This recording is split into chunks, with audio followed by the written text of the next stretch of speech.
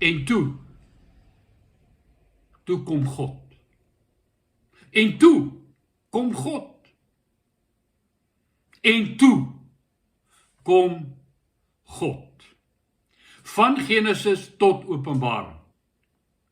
Deur die hele Bybel weerklink dit onophoudelik en deur die geskiedenis van die mensdom keer op keer. En toe kom God. Nou kom ons kyk na 'n paar voorbeelde van die doel van en die gevolge van en toe kom God. En ons spring sommer weg by Genesis toe Adam en Eva gesondig het en hulle in skaamte verneder word, vol skuldgevoelens sit, besef hulle is naak, hulle het gesondig, hulle het oortree, hulle het verloor, en toe kom God. Hy maak vir hulle rokke van vel en trek dit vir hulle aan om hulle skaamte te bedek. Hier reeds begin die evangelie boodskap. Hulle pogings met die maak van vyeblaar klere om hulle skaamte en naaktheid te bedek, is eenvoudig nie werkbaar en aanvaarbaar nie. Slegs dit wat God met bloedstorting vir hulle voorsien en self vir hulle aantrek. En is vir my baie interessant. En hy het dit vir hulle aangetrek. Al wat werk is dit wat hy voorsien. Ja, hulle word gestraf, maar saam met die straf kom 'n belofte van herstel in die saad van die vrou. Hulle word uit die tuin van Eden weggestuur vir hulle eie veiligheid, sodat hulle geleentheid gebied kan word om nie vir ewig in sonde voort te leef soos die duiwel nie. Genesis 3:22-24. Toegang tot die tuin sal eers weer gegee word in hiernamaals aan die wie se verhouding met God in Jesus Christus herstel is. God se koms in intensie met hulle is steeds goed. En al word hulle gestraf, gaan alles eintlik oor hulle herstel en redding. Kain slaan vir Abel dood. En toe kom God. En ja, Kain word gestraf. Maar omdat hy sy skuld erken, word daar 'n merk aan hom gegee om hom te beskerm. En die sogenaamde wit Israeliete, beter Genesis 4:15, mooi lees. As jy praat van die Adam of van die Kain geslag. Ons moet verstaan dat God se koms beteken ook oordeel en straf. Byvoorbeeld die sondevloed, die toorn van Babel. Maar dis wanneer genade eenvoudig verwerp word. Die fokus van hierdie boodskap is egter op genade en hoop. 'n hoop verskaffende koms van God na die mens. Die wêreld was in afgodediens verval. Ver van God, sonder hoop en sonder God in hierdie wêreld. En toe kom God, en hy verskyn aan Abraham, in Ur van die Galdeërs, en roep hom om 'n draer van hoop en seën te word vir alle volke. Genesis 12 vers 3. En daardie hoop en seën word wonderbaarlik aan jou en my bekend gestel en beskikbaar gestel in Jesus Christus, midde in ons verwarde en chaotiese wêreld. Galasiërs 3 vers 14. Keer op keer kom God. In Abraham se lewe, keer op keer word die evangelie uitgebeeld. By die verbond tussen God en Abraham, slaap Abraham 'n diepe slaap, en het met die ganse gebeurtenis van verbondsluiting min te doen. Die verbond is tussen 'n rokende oond en 'n vurige fakkel, wat sinnebeelde is van God die Vader en God die Seun tot voordeel van Abraham. Om Abraham en ons die evangelie nog beter te laat verstaan, word Ismael, wat die gevolg is van natuurlike menslike voortplanting en beplanning, nie die draer van die saad en die belofte nie. Hy word nie die draer van die seën nie. Ismael word verdryf, want hy simboliseer die wet van Moses. En die slaaf kan nooit saam met die kind erf nie. Die wet van Moses, mensendade, pogings en slawerny. Maar Isak, wat vanweë 'n goddelike ingryping, want toe kom God, gebore word. Hy is die draer van die saad en die belofte. Isak simboliseer genade, belofte en goddelike ingryping tot redding van die mens. Galasiërs 4 vers 24. En die opdrag om Isak te offer was 'n verdere uitbeelding van die evangelie.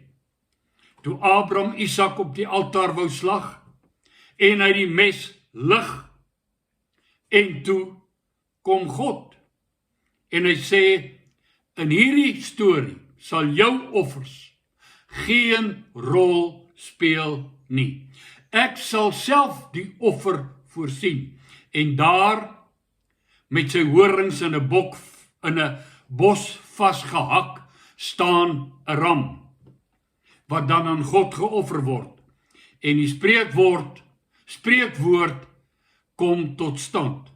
Op die berg van die Here sal dit voorsien word. God voorsien ons saligheid. God verskaf die ram. Johannes die Doper roep uit aangaande Jesus, daar is die lam van God wat die sonde van die wêreld wegneem. En op Golgotha se heuwel sterf die ram, die seun van die belofte, met sy kop in 'n doringkroon vasgeklem, hangend aan 'n hout, 'n vloekhout.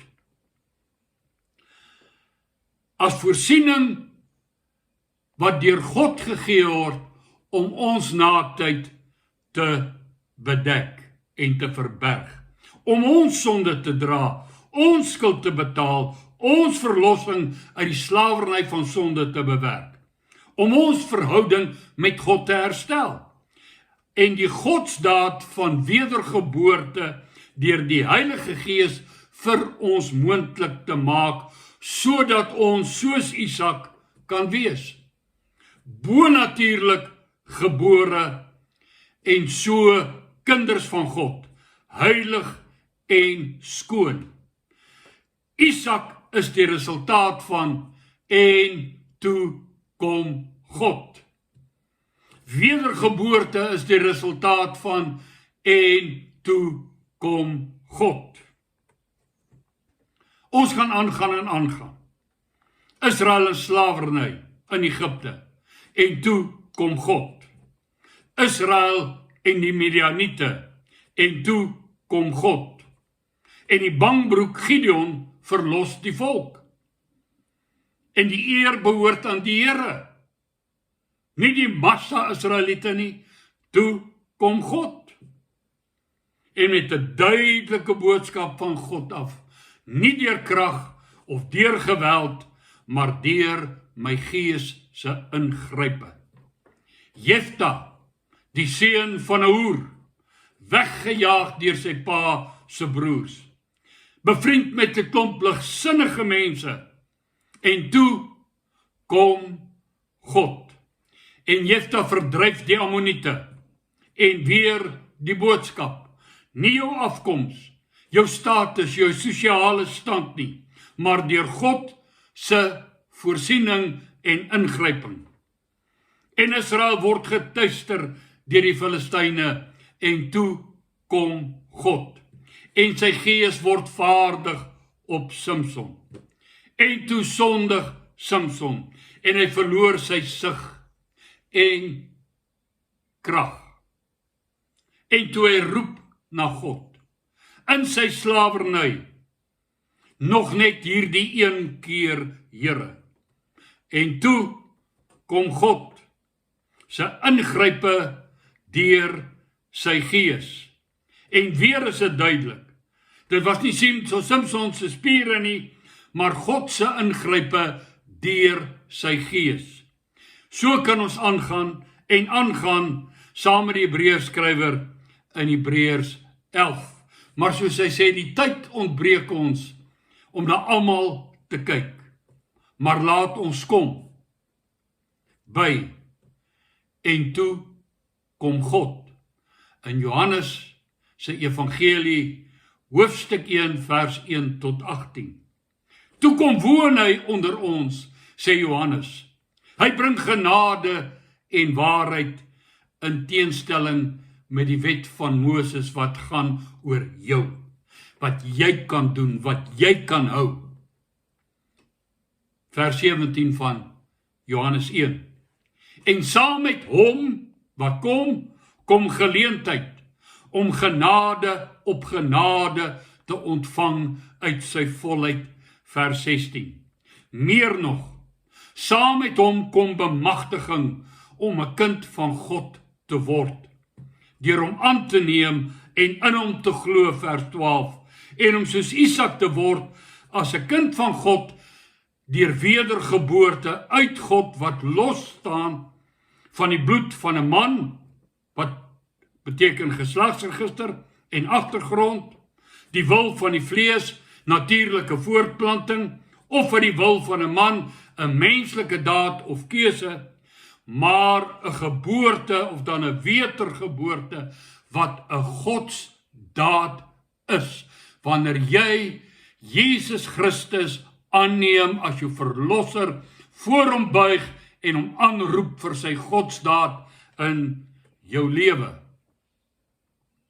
En hoe wonderlik was sy koms nie vir hulle wat hom ontvang en aangeneem het nie, vir die disippels, vir die blindgebore man, vir die vrou wat aan bloedvloeiing gelei het, vir die melaatses, vir die vrou in oorspel betrap, vir die tollenaar Saggeus, vir die Sirofenisiese vrou en haar besete dogter, vir die besetene van Gadara, in wie 'n menigte van bose geeste gewoon het, vir die opregte ywerhaar van die wet, maar 'n verdwaalde siel, Saulus van Tarsus.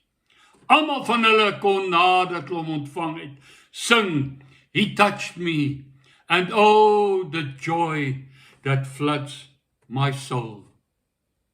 So tragies egter, as hy wat gekom het buite Jerusalem staan en hardop huil. Lukas 9:41 tot 44, Lukas 13:34. Jerusalem, Jerusalem, jy wat die profete doodmaak en stenig die wat na jou gestuur is. Hoe dikwels wou ek julle kinders bymekaar maak, soos 'n hen haar kuikens onder haar vlerke, maar julle wou nie.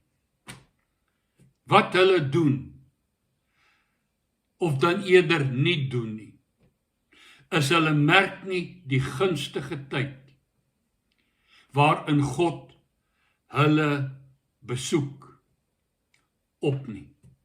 Hulle sien nie die dinge wat tot hulle vrede dien, raak nie. Hulle mis hulle geleentheid. Ons leef ook in gunstige tyd, met die evangelie van sy koninkryk wat tot ons vrede dien. Wedergeboorte, verlossing van sonde en regverdigmaking deur die kragtige werking van die Heilige Gees is steeds beskikbaar en steeds word die geleentheid geminag. Steeds word die wêreldse verganklikheid en begeerlikheid gekies bokant dit wat tot ons vrede dien. Steeds word daar staat gemaak op eie geregtigheid, eie godsdienstige tradisies en handelinge, rituele, steeds op wetsonderhouding in steede daarvan om soos Dawid in Psalm 51 'n belydenis van persoonlike onvermoë en sonde te doen en 'n godsdaad van ontsondiging en skepingsdaad vir ons harte, 'n herskeppingsdaad vir ons harte aan te vra. Skep in my 'n rein hart, o Here, ontsondig my met hyssop. Die uitnodiging staan steeds. Jesaja 1:18. Kom nou en laat ons die saak uitmaak, sê die Here. Al was julle sonde soos skarlaken, dit sal wit word soos sneeu. Al was dit rooi soos purper, dit sal word soos wol. As julle gewillig is en luister, sal julle die goeie van die land eet. As ons hoor en benut wat Jesus se besoek gebring het, sal ons saam met Psalm 126 kan sing, en toe kom God, en hy verander ons lot, hy verander my lot, en ek was soos die wat droom, my mond is gevul met gelag, en ons tong met gejubel. Mag jy oop en ontvanklik wees vir God se besoek van genade in en deur die evangelie aan jou. Mag jy oop en ontvanklik wees vir sy verlossende krag om te kan sê, en toe kom God in my lewe en verander my lot, is voorwaar iets wat die tong laat jubel en die mond laat lag. Kan jy getuig in jou lewe en toe kom God? Het hy nie gekom in die evangelie na jou nie? Het hy nie gekom by 'n jeugkamp na jou nie? Het hy nie gekom by geleentheid na jou en jy's in die hart getref?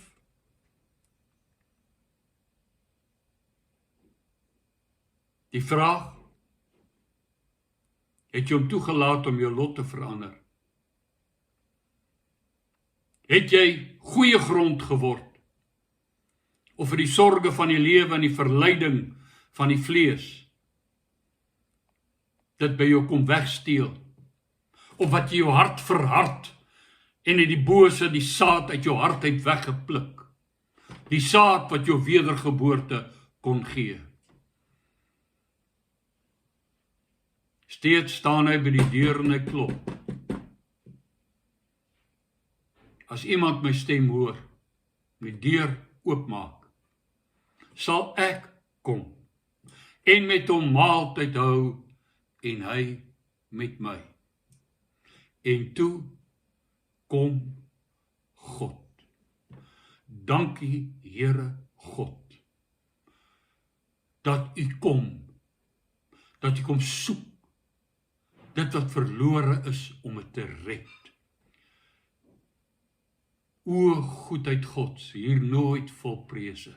Wie word daardeur nie diep getref? Hoe snoot ondankbaar is die wese, wat nie sy hart tot u verhef, en die geleentheid aangryp van en toe kom God nie. Amen en mooi loop.